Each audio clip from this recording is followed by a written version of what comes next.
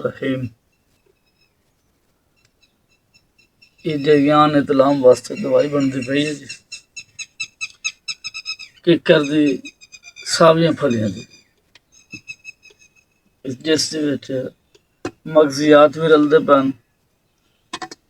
اور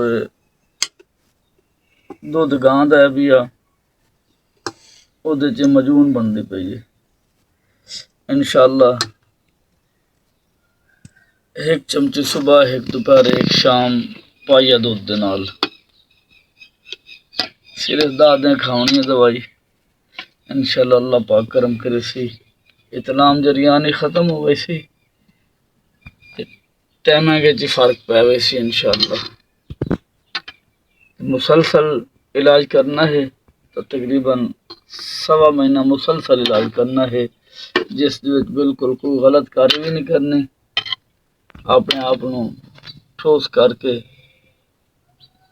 یہ چیز جڑا ہے فائدہ مند ہے پئی۔ اللہ پاک شفا دے سے، اللہ رحمت کرے سے، اللہ مہربانی کرسی انشاءاللہ۔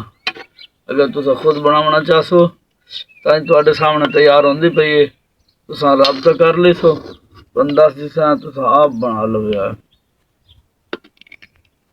بناون والے تھوڑا چیزاں سستی ہوندیاں لیکن بناون والے تھوڑا جا مہنگا بن ویندا نقصان، بنایا بنایا سو تائیں مل جاسی۔ اگر خود تیار کرے سو تو ساڑے کول طریقہ کار پوچھ لیسو تے آپ بنا لیسو۔ اج کل ککر دی پھلیاں عام ہیں پیاں، باقی چیزاں جڑیاں پندیاں نے وہ تانوں دس دیساں، انشاءاللہ اللہ پاک رحمت کرے سی، اللہ پاک کرم کرے سی۔ اے جی ککر دی پھلیاں کٹیاں ہیں اساں، وہ تساں انشاءاللہ ویڈیو دے وچ ویکھسو بھی باریک باریک کیتیاں انہاں نوں، کچیاں پھلیاں نوں باریک کر کے تے بعد انہاں نوں باریک کیتا، یعنی کٹیا بھی ہے، انہاں دی کھرل کیتا، انہاں نوں باریک کیتا ہے، پاؤڈر بنایا ہے، پاؤڈر بنا کے تے بعد اس دودھ دے وچ مکس ہو سی۔ اللہ پاک شفا دے سی جی انشاءاللہ، اللہ رحمت کرے سی۔